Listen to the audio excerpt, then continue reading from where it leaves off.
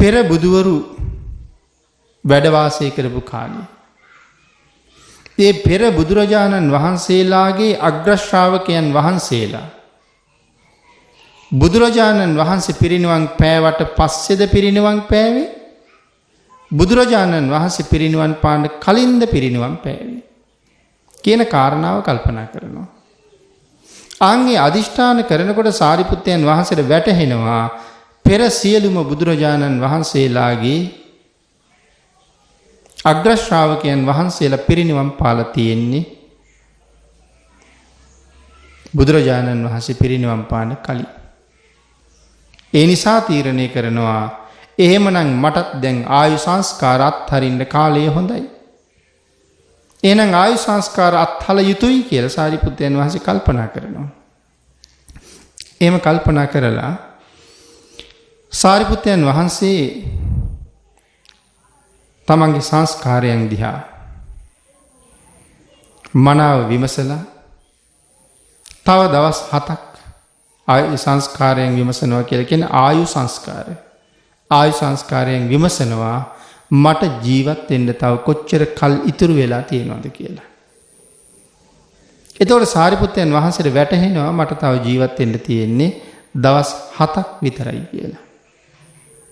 අපි කාටවත් එහෙම වැටහෙන්නේ නැහැ. සාරිපුත්තයන් වහන්සේ දන්නවා මම තව ජීවත් වෙන්නේ දවස් කීයද කියලා. තව දවස් 7යි ජීවත් වෙන්න තියෙන්නේ. අන්න එහෙම කරුණු කාරණා දැනගෙන උන්වහන්සේ නැවත තීරණය කරනවා කොතනද පිරිනිවන් පාන්නේ කියලා. එහෙම හිතද්දී උන්වහන්සේට මතක් වෙනවා රාහුල තෙරුන් වහන්සේ තෞතිසා දිව්‍ය ලෝකයේ තමයි පිරිනිවන් පාන්නේ. අඤ්ඤා කොණ්ඩඤ්ඤ තෙරුන් වහන්සේ චද්දන්ත විලේ තමයි පිරිනිවන් පාන්නේ. භාග්‍යතුන් වහන්සේගෙන් අවසරය ඉල්ලගෙන චද්දන්ත විලට වැඩම කරලා අඤ්ඤා කොණ්ඩඤ්ඤයන් වහන්සේහි පිරිනිවන් පානවා. එතකොට රාහුලයන් වහන්සේ පිරිනිවන් පාන්නේ දිව්‍ය ලෝකේ. අඤ්ඤා කොණ්ඩඤ්ඤයන් වහන්සේ පිරිනිවන් පාන්නේ චද්දන්ත විලේ. අඤ්ඤා කොණ්ඩඤ්ඤ මහරහතන් වහන්සේ 12 අවුරුද්දක් චද්දන්ත භවනේ තමයි වාසය කළේ. චද්දන්ත භවන කියලා කියන්නේ හිමාලයේ තියෙන එක්තරා ප්‍රදේශයක්. චද්දන්ත විල ළඟ චද්දන්ත භවන. 12 අවුරුද්දක් තිස්සේ මහතෙරුන් වහන්සේට අඤ්ඤා කොණ්ඩඤ්ඤයන් වහන්සේට කවුද උපස්ථාන කළේ?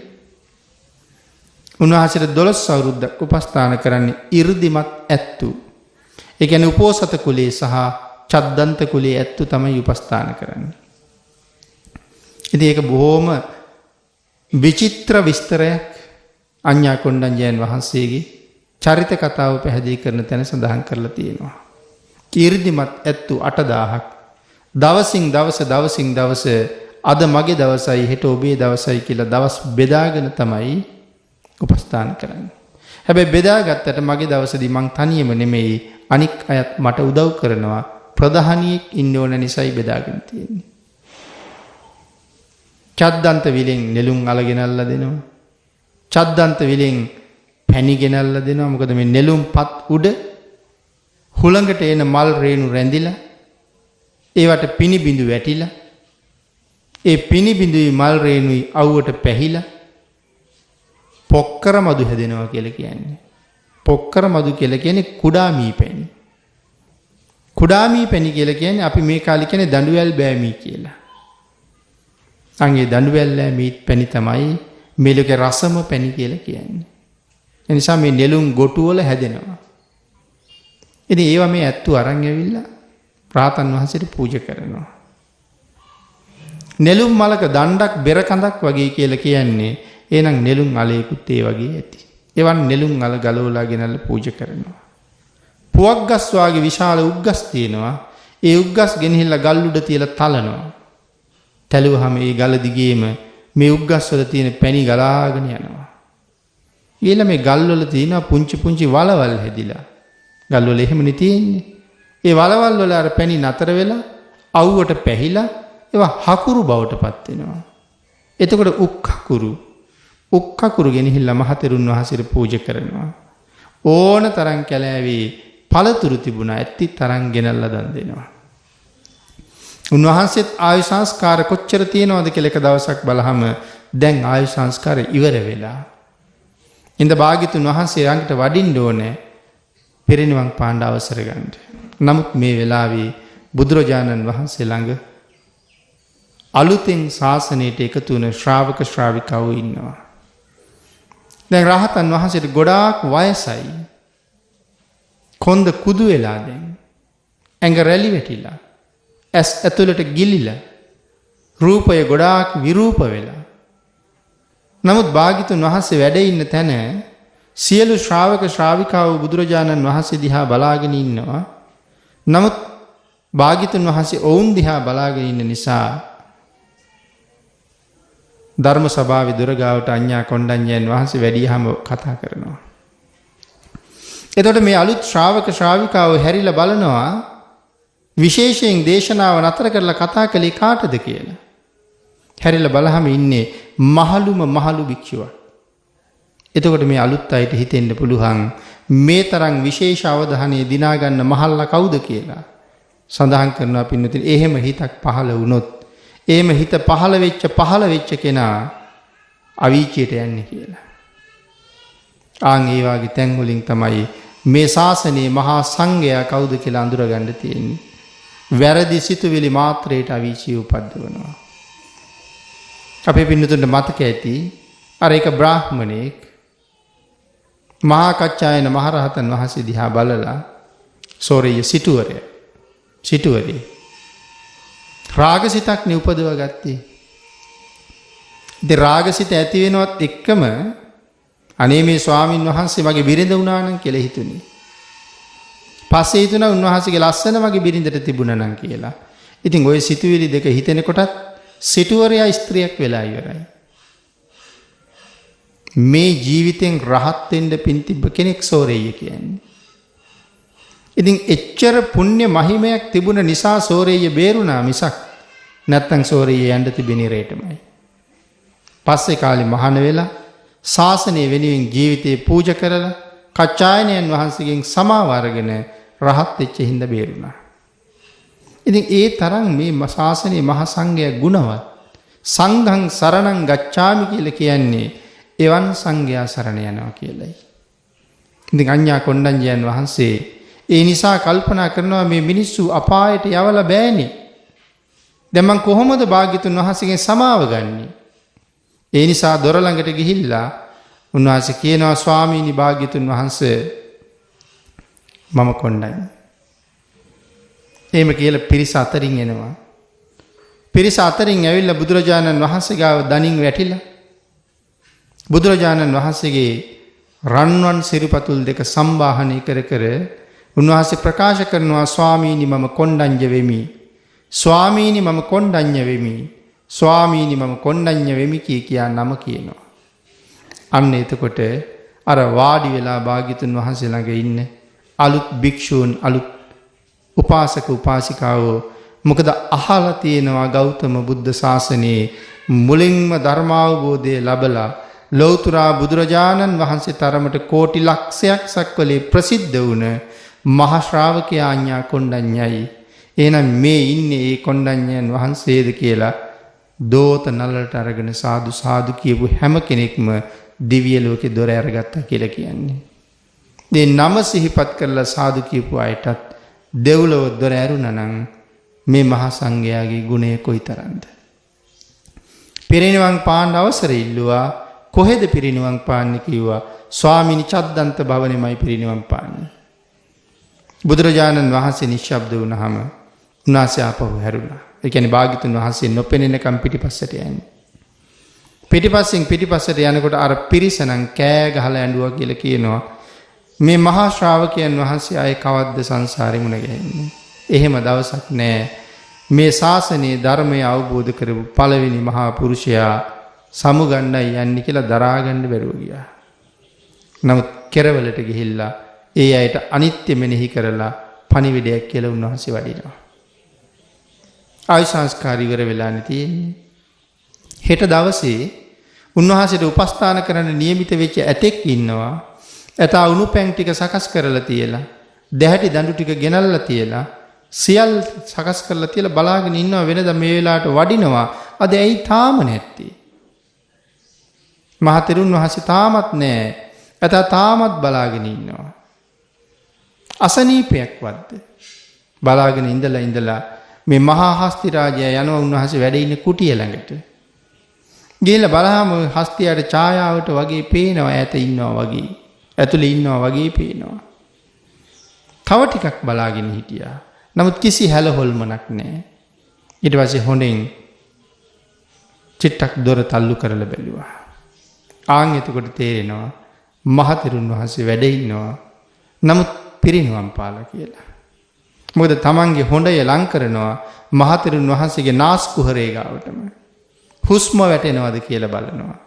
ඔහුට තේරෙන්නේ නැහැ හුස්ම වැටෙන ස්වභාවයක්. ඒකෙන් තමයි මේ යථා තීරණය කරන්නේ පිරිනිවන් පාලා. ඒ වෙලාවේ ඇතිවෙච්ච දුකට කෑ ගහපු තරම සඳහන් කරනවා යොදුන් 3000ක් හිමවත කම්පා වෙන්න තරම් කියලා. ඉතින් එතනින් එහාට මේ චද්දන්ත ඇත්තු කොණ්ඩඤ්ඤයන් වහන්සේගේ දේහයට ගරු කරපු හැටි මිනිස්සුන්ටවත් තේරෙන්නේ නැති විදිහක් තමයි සඳහන් කරලා තියෙන්නේ. කෙසේ වෙතත් ඒක දිග කතාවක්. සාරිපුත්තයන් වහන්සේ කල්පනා කරනවා රාහුලයන් වහන්සේ දෙව්ලොව පිරිනිවන් පෑවා. කොණ්ඩඤ්ඤයන් වහන්සේ චද්දන්ත විලේ පිරිනිවන් පෑවා. එහෙනම් මම කොහෙද පිරිනිවන් පාන්නේ?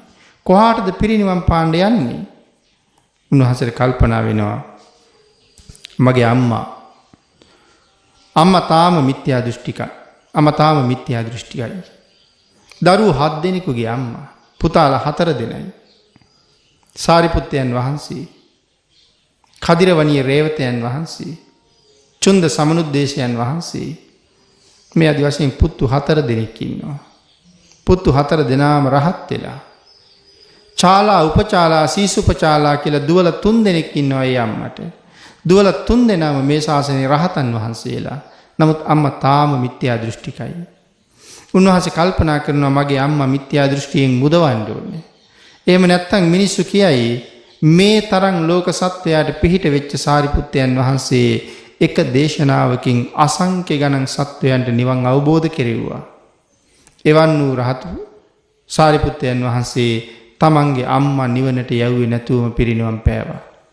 අම්මා වෙනුවෙන් කළ යුතු යුතුයකම් ටික මගහැරියා කියලා චෝදනා කරයි. ඒ නිසා අම්මා සම්මා දිට්ඨියට අරගන්න ඕනේ.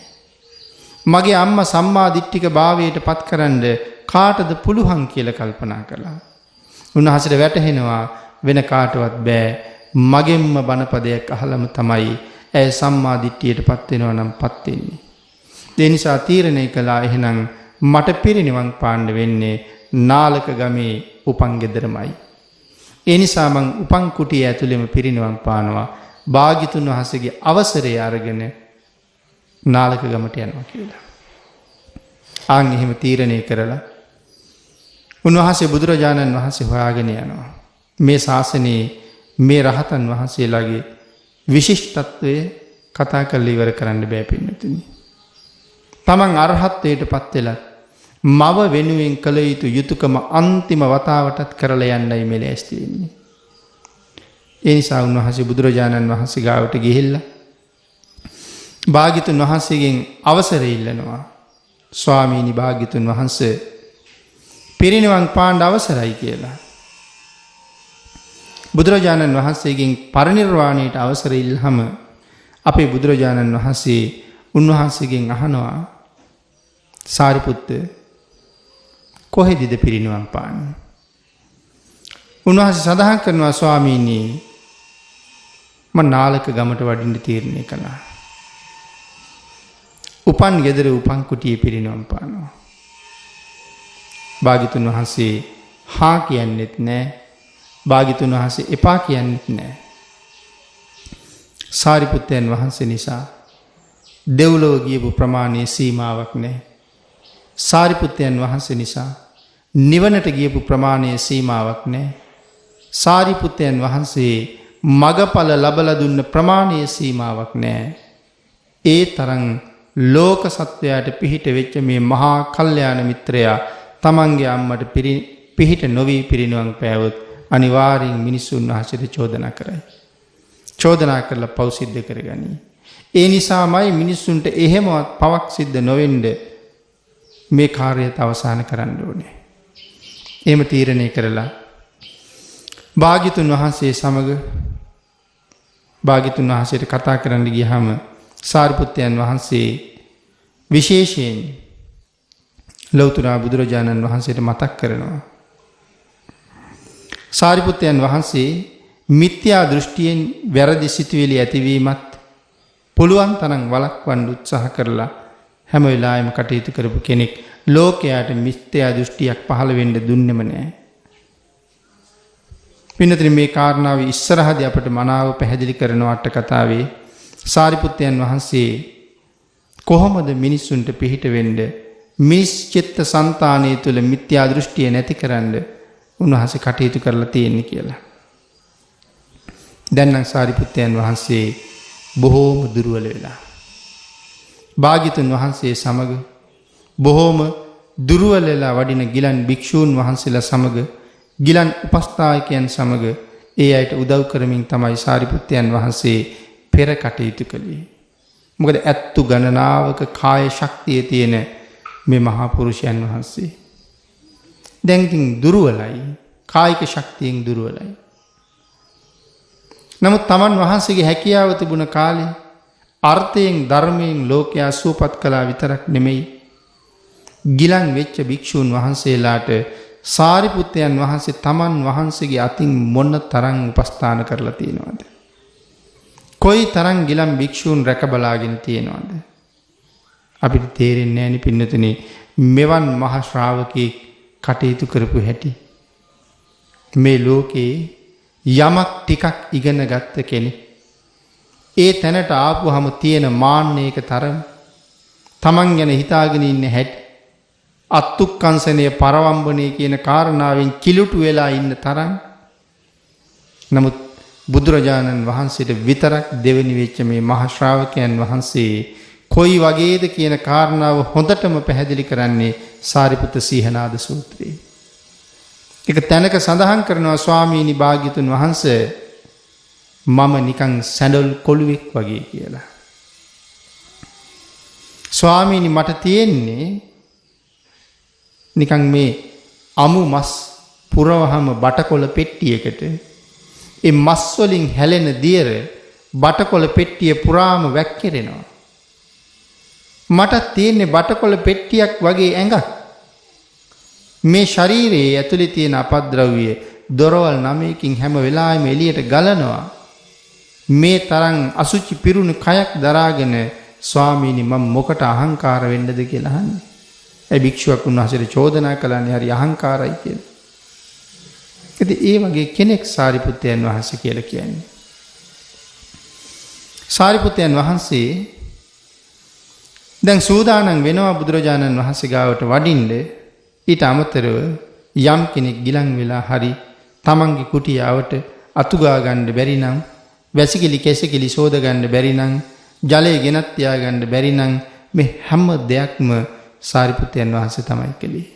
ගිලන් වෙච්ච භික්ෂුන් වහන්සේලාගේ මල මුත්‍ර ටික පවා පිරිසිදු කරන එක මේ මහ පුරුෂයාණන්ගේ අතින්ම සම්පූර්ණ වෙච්ච වාර බොහොමයි. අපිට තේරෙන්නේ සරියුත් මහරහතන් වහන්සේ කොහොම ඉන්නේ නැද්ද කියලා. එවන් උත්තම ශ්‍රේෂ්ඨ චරිත මේ විදිහට ක්‍රියාත්මක වුණා කියලා දැනගත්තාම පින්තුනි අපි මොනවද නොකළ යුත්තේ? ඇයි උන්වහන්සේලාට ඒ කටයුතු වලින් මග අරින්න තරම් කෙලෙස් නැහැ. අපිට මහා කෙලෙස් ගොඩක් නෙමෙයි තියෙන්නේ. ඒ කෙලෙස් ගොඩනේ අපි මේ නතර කරලා තියෙන්නේ. ඒක තේරුම් ගන්න ඕනේ. සඳහන් කළේ ඒ නිසායි ආවුසෝ චුන්ද අම්හාකං පංචසතාය බික්කු පරිසාය සංඥං දේහි. දැන් බුදුරජාණන් වහන්සේ ගාවට යන්න තීරණය කරලා චුන්දයන් වහන්සේට කතා කරලා කියනවා ආවුසෝ චුන්ද අම්හාකං පංචසතාය බික්කු පරිසාය අපගේ 500ක් තරම් වූ භික්ෂු පිරිසට සංඥං දේහි මතක් කරන්න. සාරිපුත්තයන් වහන්සේ නාලක ගමට වඩින්න ලෑස්ති කියලා මතක් කරන්න. මොකද නිරන්තරයෙන් සාරිපුත්තයන් වහන්සේ කොහේ හරි වඩිනවා නම් පිටිපස්සෙන් හාමුදුරුවෝ 500ක් ඉන්නවා. විශේෂ කාරණාවකට තනියම වඩිනවා ඇරෙන්න නිතරම පිරිවර 500ක් ඉන්නවා. ඒ අයට කතා කරන්න කියලා කියන්නේ. පින්වත් චුන්දය භික්ෂූන් වහන්සේලා 500ට සංඥාවක් දෙන්න. මොකද්ද? ගණකංසෝ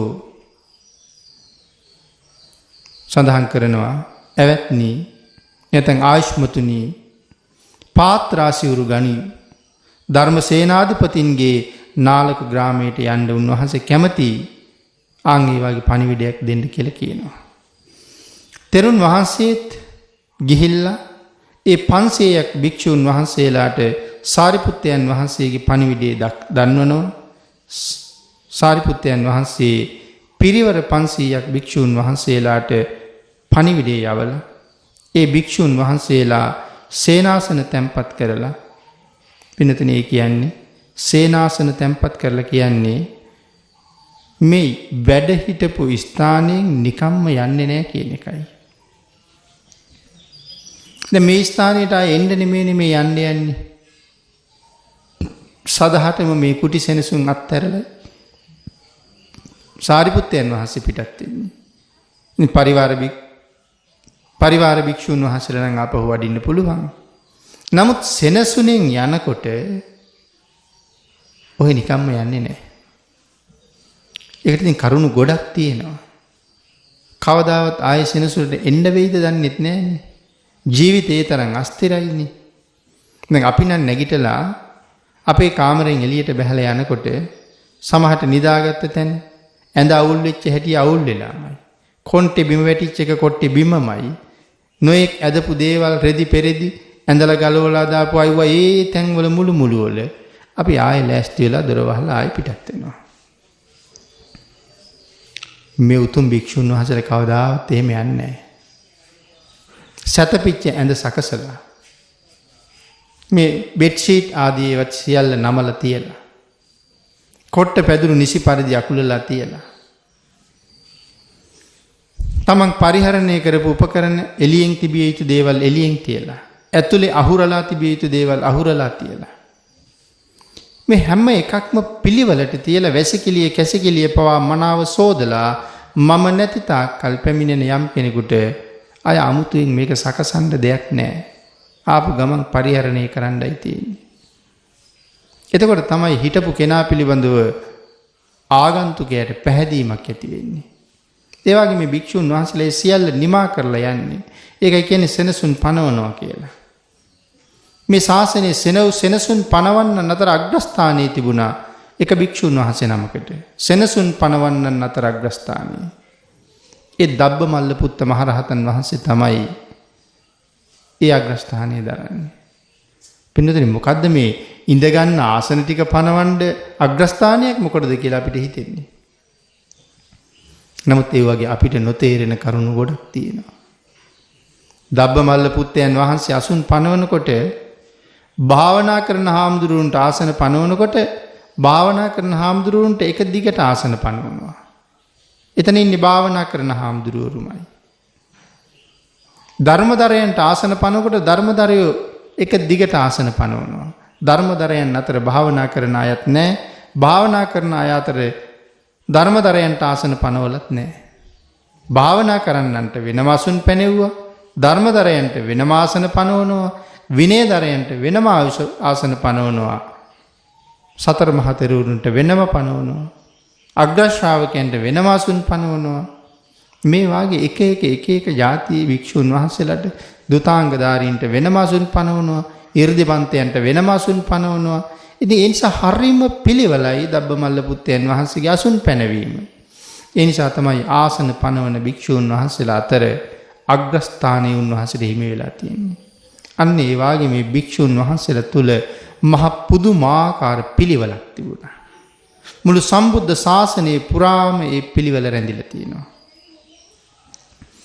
මේ සියල්ල සම්පූර්ණ කරලා භික්ෂුන් වහන්සේලා රැස් කරගෙන සේනාසන තැන්පත් කරලා උන්වහන්සේලා බුදුරජාණන් වහන්සේ වැඩ ඉන්නේ යම් තැනකද එතෙන්ට වැඩම කරන්නයි දැන් සූදානම් වෙන්නේ.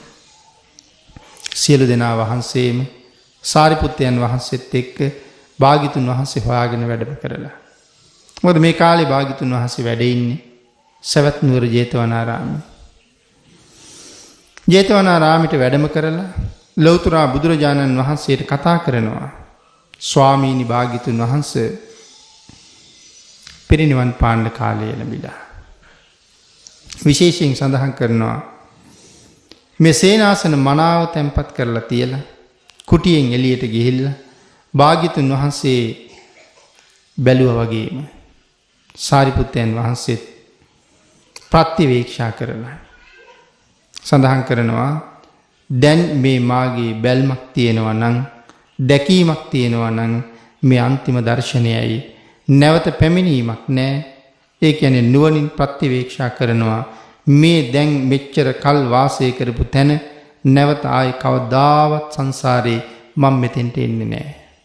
මෙච්චර කල් වැඩ හිටපු කුටිය දිහා බලලා මේ තීරණය කරන අපේ භාග්‍යතුන් වහන්සේත් එහෙම බැලුවා. ඒ නිසා දැන් තීරණය කරනවා දැන් බලන්න මේ මෙච්චර කාලයක් වැඩ හිටපු කුටිය ආයේ සංසාරේ කවදාවත් මම මේ කුටියට එන්නේ නැහැ. වෙනම ආත්මයකවත් මං ආයේ මෙතෙන්ට එන්නේ නැහැ. ආය ඉපදීමක් ඇත්තේම නැහැ. මේක මගේ අන්තිම දර්ශනයයි මේ කුටිය දකින්න. ඉතින් කුටිය දිහා එහෙම බලලා පිටත් වෙනවා. භාග්‍යතුන් වහන්සේත් විශාලා මහනුවර දිහත් එහෙම බැලුවා. මානෙනි මාගේ විශාලා මහනුවර දකින්න අන්තිම දර්ශනය මේකයි. ඒ කවදාවත් විශාලා මහනුවර දකින්නේ නැහැ. ඉතින් මේ එහෙම තීරණය කරලා පිටත් වෙන්නේ. ඉන්නතින් අපි එහෙම පිටත් වෙන්නේ සංසාරේ ආයේ එන්නේ නැහැ කියලා අපිට හිතන්න බෑ. නමුත් ඉතින් තමන් ජීවත් වෙන තැනින් එළියට බැහැලා, ගෙදරින් එළියට බැහැලා, පන්සලෙන් එළියට බැහැලා යනකොට මේ පන්සලට මේ ජීවිතේ ආයේ මං එයිද දන්නේ නැහැ කියලා හැඟීමක් අපි කාටවත් නැහැනේ. මොකද මරණය පිළිබඳව ඒ තරම් අවදියක් අපි ළඟ නැහැ. ඇත්තටම ආයේ එන්න බැරි වෙන්න පුළුවන්. එහෙම යනවනම් ලොකු අත්හැරීමක් තියෙන කෙනෙක්. මරණය පිළිබඳව නිතර හිතපු කෙනෙක් තමයි එහෙම යනවනම් යන්නේ. නමුත් මේ මහ උතුමන් වහන්සේලා එතනින් නික්මිලා තියෙන්නේ එහෙමයි. අන් එහෙම භාග්‍යතුන් වහන්සේත් එහෙම හැරිලා බැලුවා කියලා සඳහන් කරලා තියෙනවා. ඒ විදිහට බලලා හිතනවා මේ මගේ අන්තිම දර්ශනයයි නැවත පැමිණීමක් නැහැ කියලා. 500ක් භික්ෂූන් වහන්සේලා පිරිවරාගෙන භාග්‍යතුන් වහන්සේ ළඟට ඇවිල්ලා බුදුරජාණන් වහන්සේට වැඳලා මෙන්න මේ කාරණාව භාග්‍යතුන් වහන්සේට දන්නනවා. අනුජාතා ස්වාමීනි භාග්‍යතුන් වහන්සේ මට අවසර දෙනසේක්වා. භාග්‍යතුන් වහන්සේ මට අවසර දෙනසේක්වා. සුගතයන් වහන්සේ මට අවසර දෙනසේක්වා. පරිනිබ්බාන කාලෝමි මේ පිරිනිවන් පානා කාලයයි. ඔස්සට්ටෝ මේ ආයු සංස්කාරෝ මාගේ ආයු සංස්කාරය දැන් පිරිහීගෙන යන්නේ ස්වාමීනි. තම ආයු සංස්කාරය භාග්‍යතුන් වහන්සේට එහෙම සඳහන් කරලා තමන් වහන්සේත් ආයු සංස්කාරය අත්හැරිය කියලා කියනවා. බුදුරජාණන් වහන්සේලා කිසිම කෙනෙකුට කිසිම හේතුවකින් පිරිනිවන් පාන්න කියලා කවදාවත් පින්නතුනි කියන්නේ නැහැ. සාරිපුත්තයන් වහන්සේත් ආයු සංස්කාර අත්හැරිය කියලා කීවට භාග්‍යතුන් වහන්සේකට මුකුත් කියන්නේ නැහැ. මොකද එහෙම වුණොත් මරණය වර්ණනා කළා කියලා කෙනෙක් හිතන්න පුළුවන්. මරණය වර්ණනා කළා කියලා හිතන්න පුළුවන්. ඊළඟට සඳහන් කරනවා රහතන් වහන්සේලා ජීවත් වෙනවට වඩා මරණින් පස්සේ ලැබෙන සැපේ වැඩි. ඒ සැපයට බාධා කරන්නෙත් නෑ. ඒ හින්දා හරිනම් කියන්න ඕනේ පිරිනිවන් පාන්න කියලානේ. මොකද සැපේ වැඩිනේ. ජීවත් වෙන කාලේ ලැබපු සැපයට වඩා නිවන් සැපේ වැඩිනේ. ඒකනේ නිබ්බානං පරමං සුඛං කියලා කියන්නේ. ස්වාමීනි පිරිනිවන් පාන්නම් කියලා අහනකොට හා හොඳයි සාරිපුත්තේ උතුම් සැපේ හොයාගෙන යන්න කියලා භාග්‍යතුන් වහන්සේ කියන්නේ කවදාවත්. ඒකයි මෙතන මේ පැහැදිලි කරලා තියෙන්නේ. එහෙම කිව්වොත් වෙන්නේ මොකද්ද? සාමාන්‍ය ජනතාව හිතන්නේ මැරෙන්න කිව්වා කියලා. හොඳයි සාරිපුත්ත එහෙනම් පිරිනිවන් පාන්න කිව්වා කියලා සාමාන්‍ය මිනිස්සු හිතන්නේ මැරෙන්න කිව්වා කියලා. එහෙම හිතක් හිතන්න දෙන්නේ ඉඩ තියන්නේ නැහැ. සාමාන්‍ය ජනතාවට පේන්නේ මැරෙනවා කියන එක විතරයි. නැවත ඉපදීම පේන්නේ නැහැ මිනිස්සුන්ට. ඒ නිසා මෙතන සඳහන් කරනවා ඉපදෙන්නේ නැති එක පේන්නේ නැහැ. එතකොට පිරිනිවන් පානවද? එහෙම නැත්නම් මැරිලා අපායේ උපදිනවද? එහෙම පේන්නෙත් නැහැ. දැන් මේ ජීවත් වුණා, දැන් මැරුණා. එච්චරයි. එතකොට එහෙමනම් ඉක්මනට නැත්නම් සඳහන් කරනවා මැරෙන්න කියලා කිව්ව, මැරෙන්න හොඳයි කියලා කිව්ව, මරණය අනුමත කළා කියලා ඒ අය කල්පනා කරන්න පුළුවන්. ඒ නිසා භාග්‍යතුන් වහන්සේ කවදාවත් පිරිනිවන් පාන්නම් කියලා ඇහුවාම හා හොඳයි කියලා කියන්නේ නැහැ. පිරිනිවන් පාන්න කියන්නෙත් නැහැ, එපා කියන්නෙත් නැහැ. එපා සාරිපුත්ත. ඔබ වාගේ කෙනෙක් මේ ශාසනයට කොච්චර ප්‍රයෝජනවත්ද? ලෝක සත්‍යයට ඔබ කොයිතරම් වටින කෙනෙක්ද? සාරිපුත්ත තව ටික කාලයක් වැඩ වාසය කරන්න. භාග්‍යතුන් වහන්සේ කවදාවත් එහෙම කියන්නෙත් නැහැ. දැන් බාණ්ඩක සාරිපුත්තයන් වහන්සේ වගේ කෙනෙක් මම සමු අරගෙන යන්නම් කියලා කියනකොට භාග්‍යතුන් වහන්සේට අල්ප මාත්‍ර දුකක් නැහැනේ.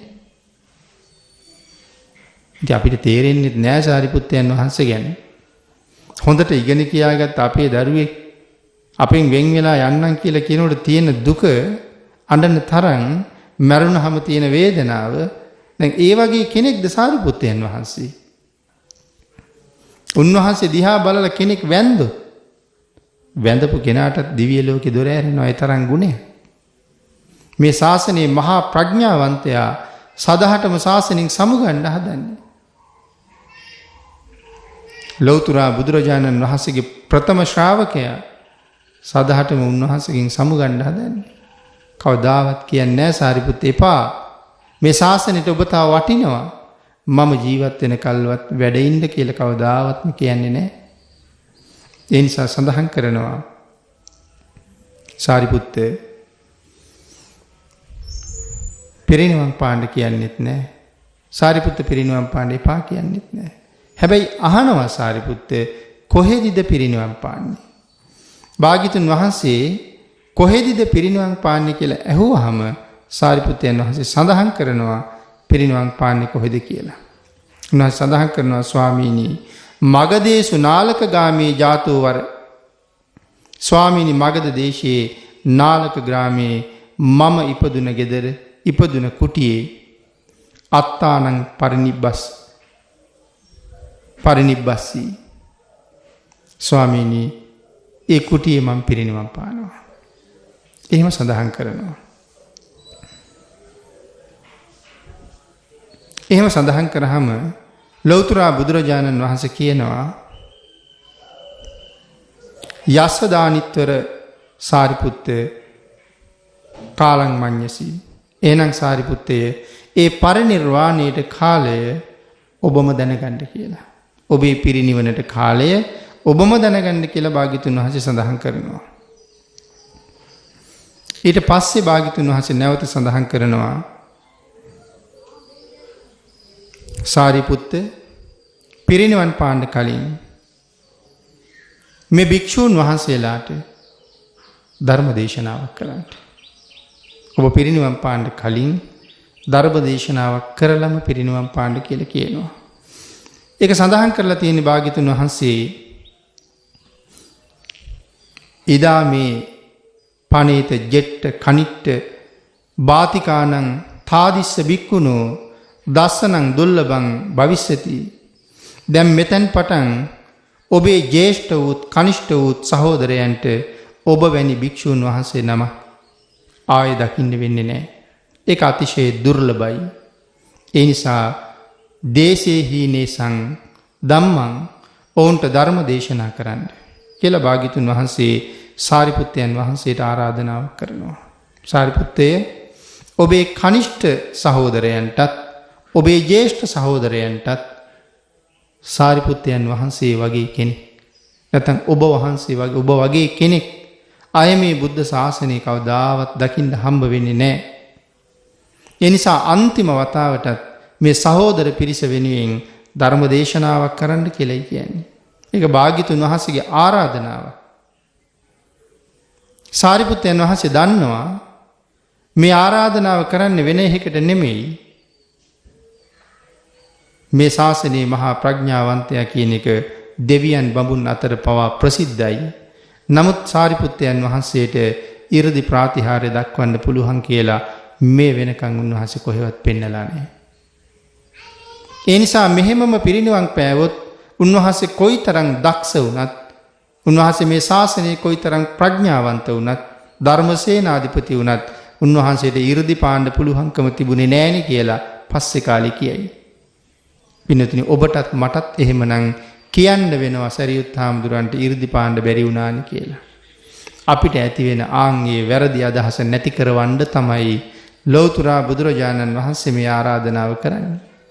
බුදුරජාණන් වහන්සේ ආරාධනා කරපු නිසා 7 වතාවක් භාග්‍යතුන් වහන්සේට වඳිනවා. භාග්‍යතුන් වහන්සේ කියන්නේ 이르දියක් වන්දි කියලා. උන්වහන්සේ තේරුම් ගන්නවා මොකද්ද කියන්නේ කියලා. තල් ගහක් වගේ අහසට නගිනවා, නැවත බිමට බහිනවා, ආය තල් ගහක් වගේ අහසට බහිනවා, නගිනවා, නැවත බිමට බහිනවා, භාග්‍යතුන් වහන්සේට වඳිනවා. තල් ගස් 3ක් වගේ අහසට නගිනවා, ආය බිමට බහැලා භාග්‍යතුන් වහන්සේට වඳිනවා. තල් ගස් 4ක් වගේ අහසට නගිනවා, ආය බිමට බහැලා භාග්‍යතුන් වහන්සේට වඳිනවා. මේ විදිහට තල් ගස් 7ක් වගේ ඉහළට ගිහිල්ලා නැවත බහැලා වඳින්නේ කොච්චර ඉහළට ආවත් භාග්‍යතුන් වහන්සේට පහළයි කියන එක පෙන්වන්නට. ඉන් පස්සේ මේ අහස් තලයට පැන නැගලා මේ අහස මහ පොළොව කලඹවමින් මේ විශ්ව ධාතුවට දරා ගන්න බැරි තරම් මහ පුදුමාකාර ආශ්චර්යමත් ප්‍රාතිහාර්යයක් දක්වමින් මේ ශාසනයේ දෙවෙනි ශ්‍රාවකයා, පළවෙනි ශ්‍රාවකයා සාරිපුත්තයන් වහන්සේ පුදුම ප්‍රාතිහාර්යයක් දක්වනවා. ප්‍රාතිහාර්ය දක්වනවා විතරක් නෙමෙයි ධර්මයක් දේශනා කරනවා. දෙවියන් බඹුන් පවා අමන්දානන්දයටපත් වෙනවා. හිතාගන්න බැරි වෙනවා මේ ප්‍රාතිහාර්ය කොහොම දක්වන ප්‍රාතිහාර්යයක්ද කියලා. ධානයෙන් ධානයට සමවදින වේගය තව කෙනෙකුට තේරෙන්නේම නැතුව යනවා.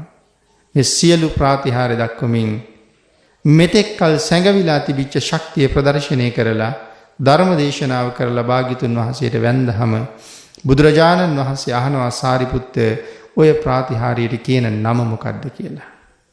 එතනින් එහාට ප්‍රාතිහාර්ය ගැන අපිට හිතන්න ඉඩක් තියලා නැහැ. ඔය ප්‍රාතිහාර්යයට කියන නම මොකක්ද කියලා භාග්‍යතුන් වහන්සේ අහනවා. සාරිපුත්තයන් වහන්සේ බුදුරජාණන් වහන්සේට වැඳගෙන උත්තරයක් දෙනවා. ස්වාමීනි භාග්‍යතුන් වහන්සේ මේ ප්‍රාතිහාර්යයට කියන්නේ සිංහයාගේ ක්‍රීඩාව කියලා. ඒක තමයි උන්වහන්සේගේ වචනින් උන්වහන්සේ දීලා තියෙන පිළිතුර.